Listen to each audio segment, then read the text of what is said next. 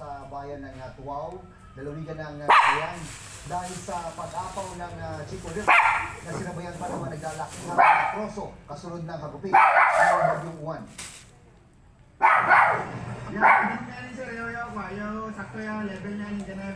Binusong ng mga pulis ang hagupit ng baha sa Tuaw, Cagayan. Pinalikas nila ang presidente gaya ng lolang natrap sa bahay. Pinusok siya ng rescuers para mailabas ng kanilang bahay. Taas po kami ng bubong. Sa taas ng baha, napilitang manatili sa kanilang bubong ang inan. Bukod sa mga bata, kasama rin ang mga alagang hayop. May mga kambing at mga pulis pa na ikinugli sa loob ng river. Bumaha sa bayan dahil sa pag-apaw ng Chico River kasunod ng pangulang dala ng Bagyong Juan. Nagisulang lawak ang lugar at may mga nasira ring bahay malapit sa ilog. Samot-saring rin ang nagdala sa mga kasada. Pinagtulungan din ng mga rescuer na buhatin ang kabaong na ito sa gitna ng maputik na daan. Naantala kasi ang lamay dahil sa bagyo at kinailangan ilipat sa ibang lugar ang kabaong na ibalik ng labi sa mga kaanak nito. Ito na yung pinakamalakas na bagyo na naranasan namin dito. Akala lang namin ay hindi kami aabot ng tubig dito. Pero ngayon, sobrang lakas ng ginawa ng Bagyong Juan. Yung mga gamit sa bahay, basta lahat, walang nailigtas, sir. Kasi yung sa loob ng bahay, sir, putik lahat, sir. Sa barangay Barangkuang ng Parehong Bayan, humupa ng baha, pero bakas ng dilubyo ang matatanaw kahit saan diningon. Naglalakbihan ang mga troso na inalim ng pagdadasalang Chico River na humampas at sumira sa maraming bahay. Ito yung bahay namin dyan buwan kahit yaran namin. Tapos yung bahay namin, yung parang troso pangkit. Wala na rin babalik ang bahay ang 12 anyos sa Sizore. Sa kabila ng hirap na inabot, nagawa Saan sa bawah? inang sa tuta na naiwan ang bupa ng baha. Nanginginig po, nakaawat po ako. Pusko ako na. Ano ka na sa... Matyaga namang hinugasan ni Rosa ang mga putikang damit ng mga anak na ilan lang sa kakaunting gamit na naisalba. Ano na kami magsisimula? Yung tindahan namin sa wala na. Naka-14 hours yun. Wala na pang kabuhayan. Hindi pa kayo... Okay lang, sir. Okay lang ngiti. Pagsubok lang ni Lord yan. Sa panahon ng matinding sakuna, muling nakita ang bayanihan ng mga Pinoy. Dumating sa barangay ang mga gustong tumulong kahit sa simpleng paraan. Tinigyan pa natin sa mga staff na dito dito natin sa kahit na paano makatulong. Sabi ng mga taga dito, ngayon lang nila naranasan ng ganitong kalamidad at ngayon lang din sila pinadapa ng naglalakihang troso. Tila himalang lahat sila nakaligtas. Talagang yung mga bahay ay tinamaan ng mga troso na galing sa taas, galing Kalinga and Mountain Province, galing sa Pasig River at sa Chico River. Ang drainage sa mga yan galing sa Mountain Province and Kalinga. Kita po ninyo yung level ng tubig halos sa dibdib na ng mga residente.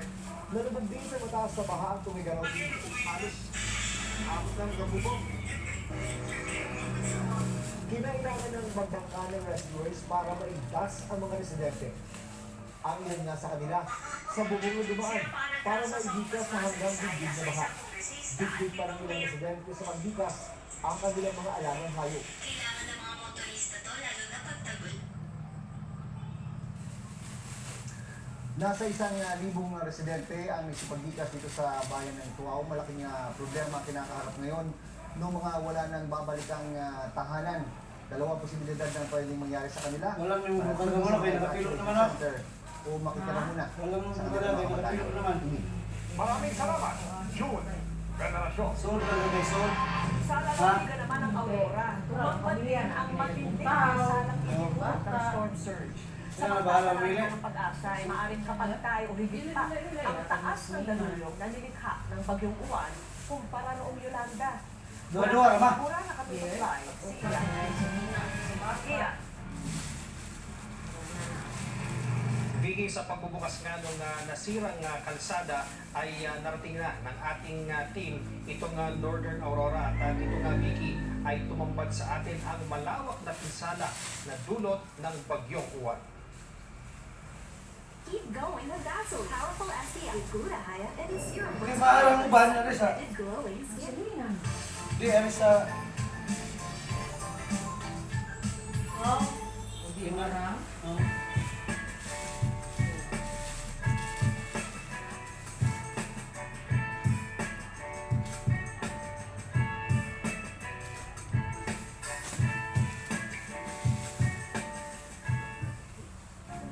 Salamat sa TechCash. Humiram ako ng 20,000 pesos pambili ng gamot ni Mama.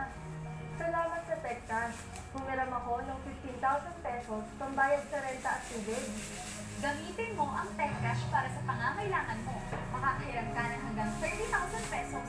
Mababa ang interest at renta. At LTC registered pa ito. Huwag ka na magpahuli. Download na ang TechCash sa Google Play Store at subukan na rin.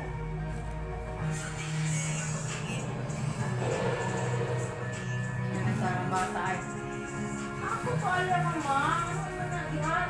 Ipang lisod. Napatag na mag-update ng DPWH ang portion ng pagtikuha at itali sa Dipakula. Kaya kahit mahirap, daraanan ito ang sakyan ng motorsiklo. Pero sila Dipakulaw, maraming nabuhay na puno at mga Bless, bless! Wala mga kay Isha. School man. Kuya kay Isha. Papa, mama. Oy! Oy! Third!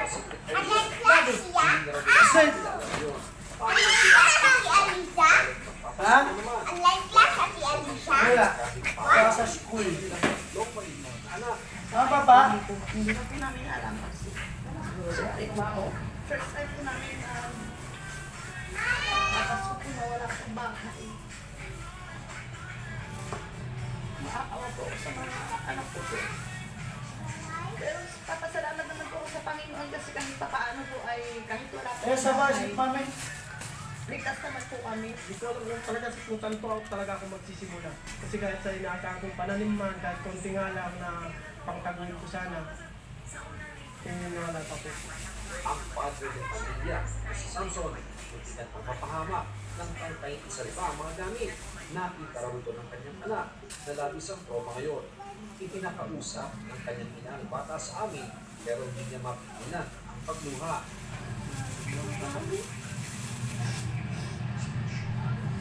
Sa Janet, sinamantala ng mga residente ang malakas sa tubig na rumaragasa mula sa bundok para labanan ang mga naganyang damit at gamit. Sa Dinagyawan, Dipakulaw, na kanyang sa White Cage, nawasak din ang bahagi ng asphalt. Isang bako. Aging bata nga nagpantera. Ato!